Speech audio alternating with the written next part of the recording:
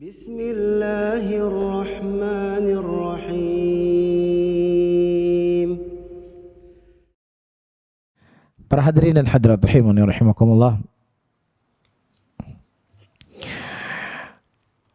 Marah adalah sesuatu yang di awalnya adalah kegilaan dan di akhirnya adalah penyesalan. Itu disebutkan oleh para ulama.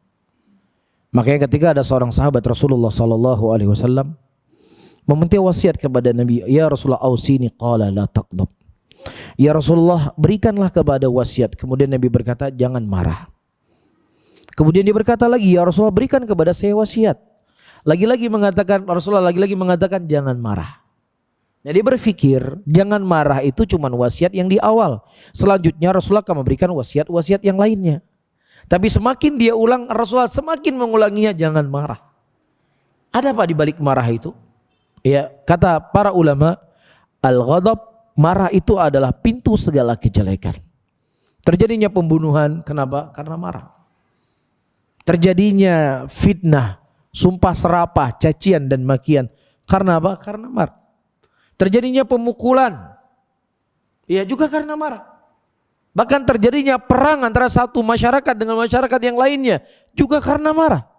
Bahkan lebih besar dari itu lagi, pertikaian antara satu negara dengan negara yang lain dikarenakan apa? Dikarenakan marah. Ya, maka Rasulullah mengatakan dalam hadisnya, bukanlah orang yang kuat adalah orang yang berkuat yang bergulat, tapi bukan orang yang kuat bergulat, tapi orang yang kuat adalah orang yang sanggup menahan emosinya ketika dia marah. Ya, jadi Anda misalnya ikut fitness, angkat beban, badannya masya Allah berdagok, tegap, ya gagah. Tapi kalau seandainya sedang marah nggak bisa menahan emosi, Anda lemah, Anda nggak kuat. Ada orang kerempeng, kurus, ya ibaratnya kalau datang angin bisa ditiup sama angin.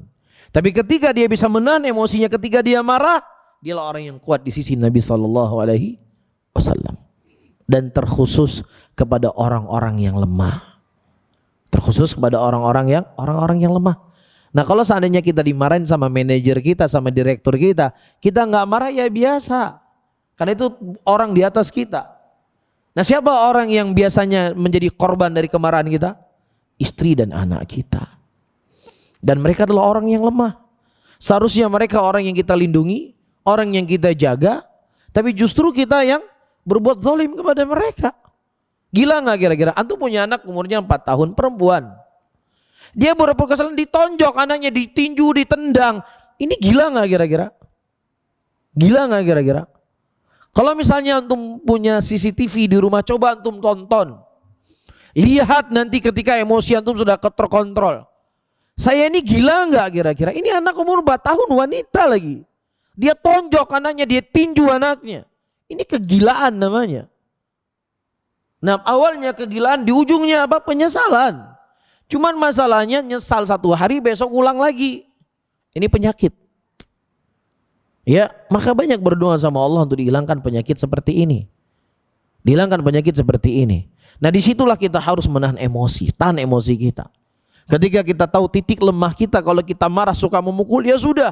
Rasulullah ingatkan kepada kita, ketika kita dalam keadaan marah, baca a'udzubillahi minasyaitonirrajim. Kita sedang emosi, a'udzubillahi minasyaitonirrajim. Ya, ketika kita mau emosi, tahan tangan kita. Ketika kita sedang emosi, tahan mulut kita. Ketika kita sedang emosi dalam keadaan berdiri, kata Nabi, duduk. Kalau duduk nggak bisa, kamu tidur atau pergi berwudu, itu orang yang cerdas.